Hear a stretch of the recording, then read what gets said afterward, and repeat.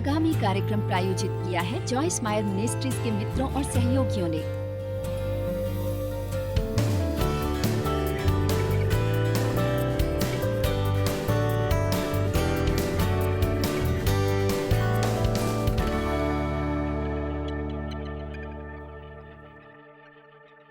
मैं एक बहुत क्रोधित पिता के साथ बड़ी हुई और मैं उस क्रोध भरे वातावरण में बड़ी हुई, कभी ये न जानने के लिए कि वे वास्तव में किस बारे में क्रोधित थे। हम गलती करते हुए डरते थे, वैसे भी वे धिक्कार करते थे हमसे, और फिर यदि हम कोई गलती करते तो वे सचमुच आग बबूला हो जाते। मैं परमेश्वर के साथ अपने संबंध के बारे में यही सोचती थी, चाहे किसी के ये पूछने पर कि क्या आपको विश्वास है, मैं कहती कि हाँ, मुझे विश्वास है कि परमेश्वर को मुझसे प्रेम है। क्या आपको विश्वास है कि आपको क्षमा मिली है? हाँ, मुझे इस बात पर विश्वास है। मैं तब भी इस अस्पष्ट भावना के साथ जीती थी कि परमेश्वर मुझसे प्रसन्न नहीं थे और वे मुझसे थोड़े नाराज थे। कितने समझ रहे हैं मैं क्या कह रही हूँ? कुछ लोगों में ये भावना सचमुच आक्रामक होती है, वो एक प्रत्यक्ष भावना होती है, वो उसके बारे में जागरूक होते हैं, परंतु मेरे विचार से बहुत से लोगों में ये अस्पष्ट भावना होती है जो जीवन भर उनका साथ नहीं छोड़ती। यीशु ने स्वर्ग में से 2 बार ऐसी आवाज आती हुई सुनी कि ये मेरा प्रिय पुत्र है जिससे मैं प्रसन्न हूँ। परमेश्वर ने मुझे वास्तव में सिखाया विश्वास द्वारा ये मानना कि वे मुझसे प्रसन्न नहीं, इसलिए नहीं कि मैं सब सही करती हूँ, बल्कि इसलिए कि मुझे उन पर विश्वास है। और मैं चाहती हूँ कि आप भी वही बात सीख लें। मैं चाहती हूँ कि आप इस स्पष्ट भावना को कि परमेश्वर आपसे क्रोधित है, सच्चे विश्वास से बदल दें, उससे जिस पर आपको परमेश्वर के वादों के कारण भरोसा हो कि परमेश्वर आपसे प्रसन्न है। उन्हें शायद आपके सभी काम पसंद न हो, मुझे यकीन है कि उन्हें मेरे सभी काम पसंद नहीं, पर वे मुझसे प्रसन्न हैं। मेरे 4 बच्चे, और मैं बताना चाहूंगी कि मुझे वो सारे काम पसंद नहीं जो वो करते हैं, पर फिर भी मैं उनसे प्रेम करती हूँ और उनके प्रति समर्पित हूँ। और आप में से जिनके भी बच्चे होंगे वे ये समझते हैं। इसे समझना बिल्कुल कठिन नहीं है। सो हम क्यों सोचते हैं कि परमेश्वर ऐसे नहीं है जबकि वे एक महान पिता जैसे हैं? मेरा मतलब, हम एक महान पिता होने के बारे में बात करते हैं। हमें जो माता पिता होने के बारे में थोड़ा सा भी ज्ञान है वो हमने उनसे पाया है। चलिए मैं आपको ये थोड़ा पढ़कर सुनाती हूँ। मैं मानती हूँ कि बहुत बड़ी तादाद में लोगों को स्पष्ट विश्वास होता है कि परमेश्वर उनसे क्रोधित है। ये विश्वास हमें शोकता, उनका प्रेम, दया, अनुग्रह और क्षमा स्वीकार करने में वे हमें बनाता है कायर, आत्मविश्वास के बगैर और दोष भावना से ग्रस्त। चाहे हम अपने पापों और गलतियों के लिए क्षमा मांगते हैं, फिर भी हमें अनुमति होती है कि परमेश्वर निराश और क्रोधित हैं क्योंकि हम उनकी अपेक्षाओं पर खरे नहीं उतरे हैं। याद रखें, परमेश्वर के साथ मित्रता पूर्वक रहना उसके समान है जितना आप समझते हैं। बेशक वे चाहते हैं कि हम तरक्की करें, पर हम संबंध बनाने के लिए बुलाने से पहले वे जानते थे कि उसमें कितना समय लगेगा। वे हर भूल को हमारे उसे करने से पहले से जानते थे। परमेश्वर मुझसे हैरान नहीं होते और न आपसे हैरान होते हैं। हमारा कैसा भी आचरण उन्हें हैरान नहीं करता। इसलिए हमें शांत रहना और विश्वास करना है कि परमेश्वर हमसे क्रोधित नहीं है, क्योंकि जब तक आप ऐसा सोचेंगे ये आपको उनमें बढ़ने से रोकेगा। परमेश्वर के बारे में ये विचार या धारणा कहाँ से आती है? शायद क्रोधित माता या पिता से, जिसे प्रसन्न करना कठिन था। कितनों ने ऐसे माता पिता पाए हैं जिन्हें प्रसन्न करना कठिन था। अफसोस कि आप में से बहुतों के या माता पिता या मित्रों द्वारा ठुकराए जाने के दर्द से, जिन्हें बिना शर्तों के प्रेम करना नहीं आता था। शायद ये गिरजे की धार्मिक शिक्षा से मिलता हो। हमने नियम और रिवाजों के बारे में सुना था जो हमें पूरे करने थे, और हमें संकेत मिलता है कि उनकी पालना करने पर हम परमेश्वर को स्वीकृत होंगे। और यदि हम उनकी पालना नहीं करते थे तब हम अपने आप मानने लगते थे कि अब हम परमेश्वर को स्वीकृत नहीं हैं। हम अच्छे बनना चाहते थे, हमने अच्छा बनने की कोशिश की थी, पर शीघ्र ही हमने जाना अन्य सभी की तरह कि हम निरंतर असफल होते हैं। इसलिए हमने चुपचाप ये मान लिया था कि परमेश्वर हमसे बहुत निराश थे।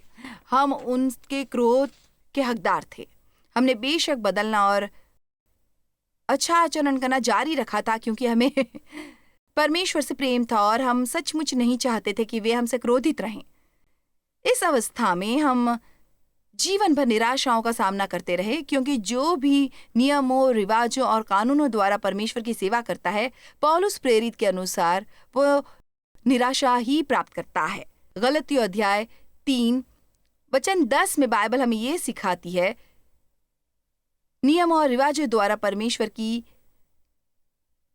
सेवा करने में विफल होना आसान होता है। यदि मैं रोज पर्याप्त बाइबल पढ़ूंगा, यदि मैं रोज ऐसा करूंगा, तब परमेश्वर मुझसे प्रसन्न होंगे। हे प्रभु, मैंने पूरे सप्ताह में बाइबल नहीं पढ़ी है।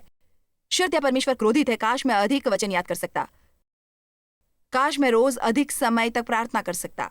यदि मैं गिरजे में भले काम करूंगा, नियम से गिरजे जाऊंगा, कभी बुरी बातें नहीं सोचूंगा, यदि मैं हमेशा क्रोधित होने से मुक्ति पा सकूं, यदि मैं शीघ्रता से क्षमा कर सकूं, तब परमेश्वर शायद मुझसे अधिक प्रसन्न होंगे। ये सभी काम अच्छे हैं करने के लिए और हम इन सभी पक्षों में तरक्की करना चाहते हैं। उन्हें करने में कोई बुराई नहीं है, हमें उन्हें करने की इच्छा होनी चाहिए, परंतु हमें अपनी पहचान को अपने कामों से अलग करना है। और जब तक हम हमारे जीवन में ये सत्य स्थापित नहीं कर पाते कि परमेश्वर हमें प्रेम करते हैं, वे हमसे प्रसन्न है, हम मसीह के रक्त के द्वारा परमेश्वर के साथ धर्मी ठहराए गए हैं, जब तक हम सचमुच न जाने कि हम मसीह में कौन है, हम नियमित तौर पर कभी सही काम नहीं कर सकेंगे। मैं चाहती हूँ आप ध्यान से सुने। मैं इस सप्ताह इसे 400 भिन्न तरीकों से कहूंगी, क्योंकि यदि हम अपने को सचमुच मसीह में पहचानते हैं तो हम दोष और अपराध की भावनाओं में नहीं जीते। हम गलती करने पर जान लेते और पश्चाताप करके परमेश्वर से क्षमा मांगते हैं। और याद रखें कि आप वहीं नहीं रुक जाते, आप आगे बढ़ना जारी रखते हैं। मैं जानती हूँ, क्योंकि मैंने दोनों तरह से जीकर देखा है। मैं दोष और अपराध की भावना में जीती थी और अपनी गलतियों की क्षतिपूर्ति करने की कोशिश करती और वो सब कार्य करती जो लोग करते हैं, और मैं वो कई वर्षों तक करती रही। और मुझे यकीन है कि अपने पिता द्वारा हुए शोषण के कारण मैं बुरे हाल में थी, पर मैं आपको बताना चाहूंगी कि मैं बैठकर अपने पाप नहीं गिनती रहती, मैं अपने भले काम भी नहीं गिनती। आमीन। हमें अपने अच्छे काम को गिनने की जरूरत नहीं है, ना ही हर गलत काम को। इसलिए गलतियों 3:10 कहता है, सो जितने लोग व्यवस्था के कामों पर भरोसा, मैं आपसे ये पूछना चाहूंगी कि आप किस पर भरोसा कर रहे हैं अपने को परमेश्वर के साथ धर्मी बनाने के लिए? क्या किसी ऐसी चीज पर जिसे नियम या कायदा माना जाएगा? और पता है, हर गिरजे के अपने ही नियम और कानून होते हैं। हम जिस भी व्यक्ति से संबंध बनाते हैं, वे हम पर दूसरे नियम थोप देते हैं, ऐसे काम जो वे हमसे करवाना चाहते हैं। यदि हम उनसे संबंध बनाए रखना चाहते हों, हमारे दफ्तरों में भी कुछ नियम होते हैं, हमने अपने लिए भी कुछ बनाए होते हैं। शैतान हमें नए नियम देता है और किसी प्रकार के नियमों की पालना किए बिना आप जीवन नहीं जी सकते। ये तो स्पष्ट है। हमारे लिए निर्देश बहुत ज़रूरी है। मैं अपने कर्मचारियों से समय पर काम पाने के लिए अपेक्षा करती हूँ। मैं वेतन के एवज में उनसे कुछ काम करने की अपेक्षा करती हूँ, परंतु जब हम सोचने लगते हैं कि एक मनुष्य के तौर पर हमारा मूल्य और अहमियत उससे जुड़ी है, तब हमें गंभीर समस्या होती है। आप इस बात की कल्पना भी नहीं कर सकते। अच्छा अनुभव करते हैं इसीलिए नहीं कि आप सब कुछ सही करते, इसलिए नहीं कि आप अपने को एक तोप और सबसे गुणवान समझते हैं, बल्कि आप जानते हैं कि आप विशेष हैं, क्योंकि परमेश्वर आपसे प्रेम करते हैं। आप बेजोड़ हैं, आप दूसरों की तरह नहीं हैं। आप डर में नहीं जी रहे होते हैं, क्योंकि परमेश्वर का सिद्ध प्रेम डर को निकाल देता है। चलिए अब परमेश्वर की स्तुति कीजिए। पता है, मैं केवल उनके बारे में नहीं सोचती,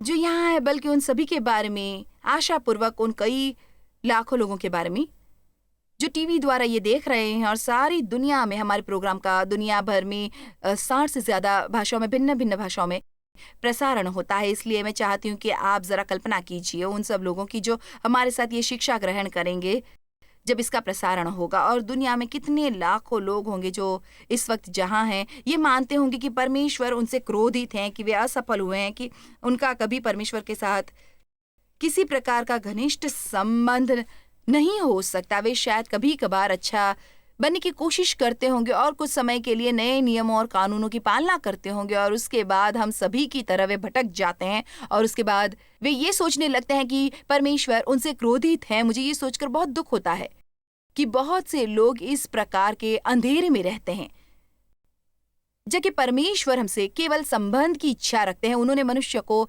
इसलिए बनाया क्योंकि वे उसका साहचर्य चाहते थे, वे किसी की संगत चाहते थे और उन्होंने उसे रहने के लिए बढ़िया स्थान दिया। उन्होंने बगीचा बनाया, उसे वहां स्थापित किया, उनकी हर जरूरत पूरी की। वे उसे सुबह मिलने आते थे। परमेश्वर हमसे केवल प्रेम चाहते हैं और वहीं से सब आरंभ होना चाहिए। हमें भले कार्य करने चाहिए, हमें आज्ञाकारी करनी चाहिए। हम कल पाप के और इस बारे में बात करेंगे कि उससे कैसे निपटे और हमें उसके बारे में क्या करना चाहिए। हम पाप को अनदेखा नहीं करेंगे, परंतु हमें पहले समझना है कि हम मसीह में कौन हैं और ये कि परमेश्वर हमारे लिए तब मरे थे जब हम पापी थे। यीशु हमारे लिए तब मरे थे जब हम पापी थे। यदि वे हमारे लिए तब मरे थे जब हम पापी ही थे, वे अब हमें कितना प्रेम करते होंगे जब हम उनसे प्रेम करते हैं और हम में थोड़ा वो करने की इच्छा है जो सही है। परमेश्वर को आप पर बहुत गर्व है और वे बहुत प्रसन्न हैं क्योंकि आपने यहाँ आने का कष्ट उठाया। और आप में से भी, मेरा मतलब आप चाहते हैं टीवी पर कुछ भी देख सकते हैं, पर आप मुझे देख रहे हैं। आप किसी को सुबह 4:30 बजे देख रहे हैं या शायद 5 बजे। आपने अभी आंखें खोली ही हैं और आप मेरा प्रचार सुन रहे हैं। परमेश्वर को उसके लिए आप पर गर्व है। इसलिए अपना बाकी का दिन ये सोचकर मत बिताइए कि परमेश्वर आपसे क्रोधित है क्योंकि आपने वो छोटा काम सही नहीं किया या हर नियम की पालना नहीं की। पता है, यदि आप सुबह उठकर बाइबल का एक अध्याय पढ़ेंगे तो शैतान कहेगा कि आपको 2 पढ़नी चाहिए। आप 2 पढ़ेंगे तो वो आपसे कहेगा कि अब कुछ लाभ नहीं होगा। आपको प्रार्थना करने की कोशिश करनी होगी, उसका मन भटकाने का रवैया रहेगा। उसके बाद वो कहता है कि आपको इससे कोई लाभ नहीं होगा, आपकी प्रार्थना कभी सुनी नहीं जाएगी। इसलिए आपको विश्वास द्वारा जीना सीखना होगा और ये मानना है कि जब आप परमेश्वर के लिए सच्चे दिल से कोई छोटी सी कोशिश भी करते हैं तो वे अत्यधिक प्रसन्न होते हैं और वे आपसे क्रोधित नहीं होते, कभी भी आपसे क्रोधित नहीं होते।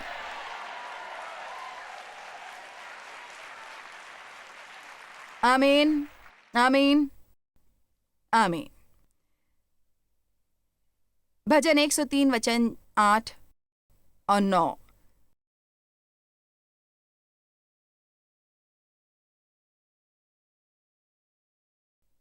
मुझे खुशी है कि हमारा वचन प्रिय है। यहोवा दयालु और अनुग्रहकारी, विलम्ब से कोप करने वाला और अति करुणामय है। आइए एक बार फिर इसे पढ़ते हैं। यहोवा अति करुणामय है, वो उसका चरित्र है, और अनुग्रहकारी, इसका मतलब वे अच्छे हैं। विलम्ब से कोप करने वाला, यहां पर हम कह सकते हैं विलम्ब से कोप करने वाला, विलम्ब से कोप करने वाला और अति करुणामय है। अब मैं आपको एक छोटी सी कहानी बताती हूँ। वो इस किताब के आरंभ में है, पर मैं आपको ये सुनाती हूँ। ये लड़की क्रिसमस के लिए कॉलेज से घर आई थी और उसे क्रिसमस के लिए बहुत सी सौगातें मिली थी, जिसमें से एक था एक बड़ी आराम कुर्सी और दूसरी थी एक अन्य बड़ी चीज़। वो हमेशा की तरह बस द्वारा कॉलेज लौटने वाली थी। उसके पिता ने कहा, तुम मेरी गाड़ी क्यों नहीं ले जाती? उसके पास 2 गाड़ियां थी। उन्होंने कहा, तुम मेरी गाड़ी ले जाओ और इसे अपने पास रखो जब तक तुम अगली बार घर नहीं लौटती हो। वो लड़की बहुत प्रसन्न हुई। वो कितना प्रशंसनीय काम था जो उसके पिता ने उसके लिए किया था। सो वो कॉलेज गई और उसने उसे पार्किंग में खड़ा किया। उसका तब तक उसे चलाने का इरादा नहीं था जब तक वो उसे घर नहीं ले जाने वाली थी, पर फिर उसने गाड़ी द्वारा छोटे छोटे काम करने आरंभ कर दिए। उसके बाद वो कभी कभार अपने मित्रों के साथ घूमने जाती। एक रात वो अपने मित्रों के साथ गाड़ी में घूमने गई थी, तब उसने डैशबोर्ड पर लाल बत्ती को टिमटिमाते देखा, पर उसने वहाँ कहा कि डैड गाड़ी की अच्छी देखभाल करते हैं। सो उसने गाड़ी रोकी नहीं। संक्षेप में बताती हूँ कि उसने गाड़ी का इंजन पूरा विनाश और बर्बाद कर दिया क्योंकि उसका ऑयल समाप्त हो चुका था। उसने थमकर जांच नहीं करवाई। गाड़ी को टो कराना पड़ा, डैडी को फोन करना पड़ा। डैडी को निसंदेह ये अच्छा नहीं लगा और वे उसके कॉलेज आए। वो बहुत भयभीत थी कि डैडी क्या कहेंगे, पर क्या करेंगे। आखिरकार जब वे उसके पास आए तब उसने उनसे कहा कि मुझे माफ कर दीजिए डैडी, मुझे पता है मैं गलत थी और आप चाहें तो मुझे जो भी सजा दे मैं उसके योग्य हूँ, और डैडी मुझे नुकसान की क्षतिपूर्ति करके खुशी होगी। उन्होंने कहा, उन्होंने उसे देखा और ऐसा कुछ कहा जो उस लड़की को अजीब लगा। उन्होंने पूछा, इस शहर का सबसे बड़ा रेस्टोरेंट कौन सा है? उसने सोचा ये बड़ी अजीब बात है, सो उसने उन्हें बताया। उसके बाद वे जाकर उस होटल में बैठे और उसने सोचा, हे प्रभु, क्या डैडी मुझे कठोर सजा देने वाले हैं और मुझे इसलिए यहाँ लाए हैं ताकि मुझे बहुत दुख न हो। उसके बाद पिता ने बेटी को देखकर कहा, बेटा, मैं आज रात तुम्हें उन सबसे महान बातों में से एक सिखाऊंगा जो तुम जीवन में सीखोगी। लड़की का दिल जोर से धड़क रहा था। उसने सोचा, ओ नहीं, ओ नहीं, ओ नहीं, नहीं, डैडी क्या करने वाले हैं? उन्होंने कहा, आज मैं तुम्हें सिखाऊंगा पकी हुई मछली को तोड़े बगैर उसके कांटे कैसे निकालने हैं। उन्होंने वहां पर भोजन किया। पिता ने गाड़ी का जिक्र भी नहीं किया, उसका बिल्कुल जिक्र नहीं किया जो उसने किया था। जीवन में एक बार भी उसका जिक्र नहीं किया, क्योंकि उन्होंने कहा, मुझे पता था कि वो शर्मिंदा थी और ये भी कि उसने अपना सबक सीख लिया था। पता है, परमेश्वर भी ऐसे हैं। वे हमारी पुरानी गलतियों को याद नहीं कराते रहते और पुराने पाप नहीं याद कराते रहते, हमेशा हमारी भूलें नहीं याद कराते रहते। उसके पिता ने जो उसके साथ किया था वो उसके लिए जीवन बदलने वाला संदेश था और इसने उसके बाकी के जीवन को अन्य लोगों के प्रति अधिक उदार बनाया। हमने वास्तव में परमेश्वर के अनुग्रह के बारे में नहीं सीखा होता यदि वो अनुग्रह हमें दूसरों के साथ अधिक उदार नहीं बनाता। मेरा मतलब, आपको जब भी किसी ऐसे पर रहम न करने का प्रलोभन हो जिसने भूल की और आपको आहत किया हो, कृपया याद करें कि परमेश्वर को हम में से प्रत्येक पर प्रतिदिन कितनी बार दया करनी पड़ती है। दया सबसे उत्तम चीजों में से एक है जो हम किसी को दे सकते हैं। केवल उसकी चर्चा न करें, दूसरों के द्वारा की हुई हर छोटी सी गलती को याद न रखें। ये देखें कि आप कितनों के बारे में आमीन नहीं बोलते, और ऐसा करना कठिन होता है क्योंकि हम उसका जिक्र करना चाहते हैं, है ना। हम आश्वस्त करना चाहते हैं कि वे जान ले कि हम जानते हैं, और चाहे हमने उन्हें क्षमा किया होता है, हम चाहते हैं कि वे जान ले कि हम बहुत महान हैं जो ऐसा कर रहे हैं। हेलो, सपनिया 3:17, तेरा परमेश्वर यहोवा तेरे बीच में है, वो पराक्रमी है। ये प्यारा है। वो उद्धार करने में पराक्रमी है। वो तेरे कारण आनंद में मगन होगा। वो अपने प्रेम के मारे चुपका रहेगा और संतुष्ट रहेगा और पुराने पापों को न याद करेगा, न उनका जिक्र करेगा। फिर ऊंचे स्वर में गाता हुआ तेरे कारण मगन होगा। ये बढ़िया है। सो परमेश्वर हमें कभी पुरानी बातें याद नहीं दिलाते। याकूब अध्याय 1:5, मुझे ये वचन प्यारे हैं। उसमें कहा गया है कि यदि तुम में से किसी को बुद्धि की घटी हो तो परमेश्वर से मांगो, जो बिना उल्हाना दिए सबको उदारता से देता है और उसे दी जाएगी, और वो हमें बिना दोष बताए या फटकार देता है। ये प्यारा है। फटकारने का अर्थ है कि वो हमारे द्वारा की पुरानी भूलें याद करता है मेरे लिए। और पता है, मुझे अब भी अपने पिता द्वारा किए काम याद आते हैं जो याद करता है। वीरले ही थे, वे हमेशा संकेत देते थे कि उन्हें वो अच्छा नहीं लगता था। उनके रुख से ही ये दिखता था, जैसे यदि मैं कोई फिल्म देखने जाना चाहती और उन्हें टिकट के पैसे देने के लिए मना लेती, जो उन दिनों बहुत सस्ती थी, वे कभी ये नहीं कहते, ये लो जाओ मजे करो। हमें हमेशा उनसे अपने लिए कुछ करवाने के लिए मानो ना कुछ चने चबाने पड़ते। मुझे बहुत खुशी है कि हमारे स्वर्गीय पिता ऐसे नहीं हैं कि उन्हें हमें आशीष पाते देखना प्यारा है। वे हमारे लिए बहुत कुछ करना चाहते हैं। वे चाहते हैं कि हम प्रसन्न रहें। यह आवश्यक नहीं कि हमने ये कमाया या वो कमाया।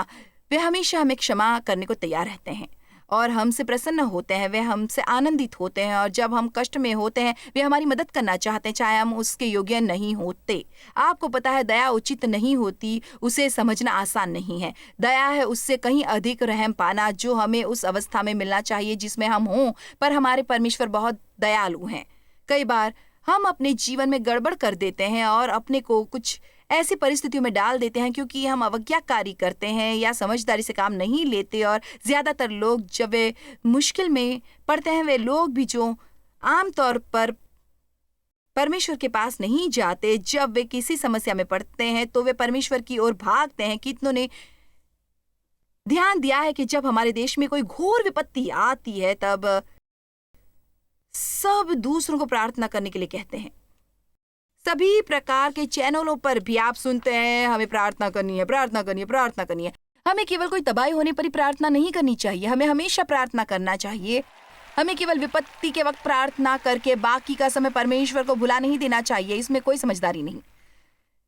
यदि हमेशा ऐसा व्यवहार करेंगे जैसे आप निराश हैं, तब आप आखिरकार निराश नहीं होते। निराश की तरह व्यवहार करने से मेरा मतलब ये है कि प्रार्थना प्रार्थना प्रार्थना, परमेश्वर मुझे आपकी जरूरत है। अब वचन 2, जब तुम नाना प्रकार की परीक्षाओं में पढ़ो तो इसे पूरे आनंद की बात समझो, ये जानकर कि तुम्हारे विश्वास के परखे जाने से धीरज उत्पन्न होता है। मैं हमेशा कहती हूँ कि धीरज उत्पन्न होने से पहले मुझ में से और बहुत कुछ बाहर निकलता है, पर धीरज को अपना पूरा काम करना है कि तुम और सिद्ध हो जाओ और तुम में किसी बात की घटी कोई दोष न रहे। वचन 5, पर यदि तुम में से किसी को बुद्धि की घटी हो तो परमेश्वर से मांगो, जो बिना उल्हाना दिए सबको उदारता से देता है और उसको दी जाएगी। इसलिए बुनियादी तौर पर हम इस पर विश्वास करेंगे। और पता है, आज का संदेश यही है कि हमें ऐसा व्यवहार करना है मानो हमें इस पर विश्वास है। हम इस पर विश्वास करने का दावा करते हैं पर ऐसा बर्ताव नहीं करते मानो हमें इस पर विश्वास है। ये वचन कहता है कि आप चाहे किसी भी समस्या में पड़ जाएं, यदि आप परमेश्वर के पास जाकर उनसे निवेदन करेंगे। ये बहुत दिलचस्प है, यहाँ ये नहीं कहा कि उन्हें आपको उसमें से निकालने को कहें, बल्कि ये कि यदि आप परमेश्वर के पास जाकर बुद्धि मांगेंगे। कई बार हमें अपने को उसमें से निकालना होता है और परमेश्वर हमें बताते हैं कि हमें क्या करना चाहिए, क्योंकि परमेश्वर ही हमारे साथ भागीदार है और वे आकर हमारे जीवन पर जादू की छड़ी घुमाकर हमें हर उस समस्या से मुक्त नहीं करते जिसमें हम फंसते हैं, पर वे हर उस समस्या से बाहर निकालते हैं जिसमें हम फंसते हैं। हमें बुद्धि, शक्ति और वो करने की योग्यता देकर जो हमें करना चाहिए उससे मुक्त होने के लिए माना चमत्कार भी होते हैं। परमेश्वर कई बार आकर सभी समस्याओं को गायब कर देते हैं, पर यह उनका हमारे साथ निपटने का सामान्य तरीका नहीं होता। जैसे मान लीजिए कि आप सर से लेकर पांव तक कर्ज में डूबे हैं। आप पर इतना कर्ज है कि यह अविश्वसनीय, और मुझे पता है कि आपको बहुत अच्छा लगेगा यदि कोई आपके सर पर हाथ रखकर उस कर्ज को फटकारेगा और वो गायब हो जाएगा। कुछ समय तक लोग चमत्कार द्वारा कर्ज रद्द करवाने की गिरजे में प्रार्थना करवाते थे। मैं नहीं जानती, आप शायद किसी सर्विस में गए थे और आपके साथ शायद चमत्कार हुआ था, इसलिए मुझे सावधान रहना चाहिए। पर मेरे कहने का मतलब यह है कि कभी कभार हमारे साथ चमत्कार होते हैं, पर मुख्य बात यह है कि आप उनसे कुछ नहीं सीख सकते। आप कुछ नहीं सीख सकते। आप उससे मुक्त होकर स्वयं को दोबारा मुश्किल में डाल देंगे, फिर एक और चमत्कार चाहेंगे। इसलिए यदि आपने अपने पर बहुत कर्ज चढ़ा लिया है और आप सचमुच उससे मुक्त होना चाहते, परमेश्वर आपको दिखाएंगे कि आपको क्या करना है। वे शायद आपको आपके क्रेडिट कार्ड्स काटने को कहेंगे, वे आपको वो चीजें खरीदना बंद करने को कहेंगे जिसकी आपको जरूरत नहीं। वे शायद आपको एक और नौकरी करने को कहेंगे, पर मैं बस चमत्कार चाहती हूँ। नहीं, परमेश्वर कहते हैं कि यदि आप मुश्किल में है, बुद्धि की मांग करें। ये मैं नहीं, पर सब कहते हैं। मैं यहीं पर रुककर कुछ समय तक इस पर प्रचार कर सकती हूँ, पर मैं करूंगी नहीं। पर शर्त यहाँ पर ऐसे बहुत से लोग होंगे जिनके जीवन में बहुत बड़ी समस्याएं हैं।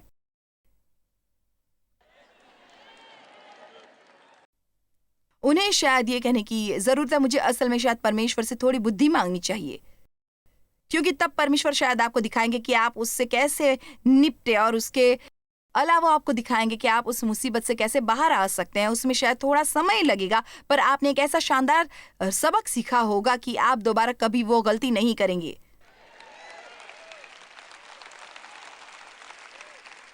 वचन 5, पर यदि तुम में से किसी को बुद्धि की घटी है तो परमेश्वर से मांगो, जो बिना उल्हाना दिए सबको उदारता से देता है और उसको दी जाएगी। पर विश्वास से मांगे और कुछ संदेह न करे, हिचकिचाए या डावाडोल हुए बिना, क्योंकि संदेह करके और हिचकिचाने वाला समुद्र की लहर के समान है। और उसके आगे लिखा है, ऐसा मनुष्य ये न समझे कि मुझे प्रभु से कुछ मिलेगा। आप कहेंगे, पर पता है, मैं बेशक हमारे मन पर संदेह और दुविधा का वार होता है जब हम परमेश्वर पर किसी चीज के लिए विश्वास करते हैं, पर यदि हम उसकी ओर लौटेंगे जो इब्राहिम ने कहा था, रोमियो अध्याय 4 में लिखा है कि कोई भी संदेह या अविश्वास उससे परमेश्वर के वादों से डगमगा नहीं सका। हम पर संदेह और दुविधा का वार हो सकता है, परंतु यदि हमने परमेश्वर में दृढ़ता से जड़ पकड़ी हो और सचमुच मानते हो कि परमेश्वर है और उनका वचन सत्य है और ये कि वे कोई मनुष्य नहीं जो वे झूठ बोलेंगे, तब हम उस संदेह और दुविधा से हारते नहीं हैं। हमें शायद ये पता न हो कि परमेश्वर क्या करने वाले हैं, पर हम ये पता लगाएंगे कि क्या होने वाला है और वे सही समय पर सही काम करने वाले हैं। वे शायद ऐसा कुछ न जो हम चाहते हैं, पर वो सही समय पर सही काम होगा। परमेश्वर कभी देर नहीं करते, वे हमेशा समय पर आते हैं।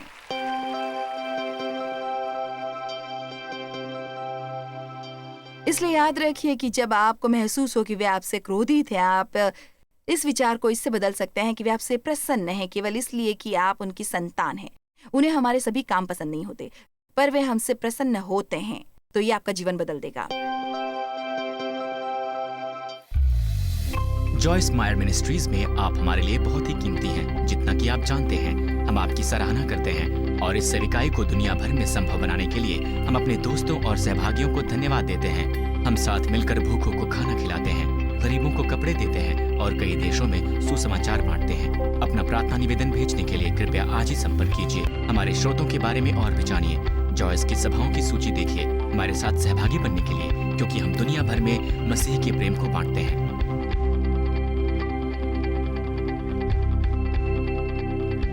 इसका खर्च उठाया है जॉयस मायर मिनिस्ट्रीज के मित्रों और सहयोगियों ने।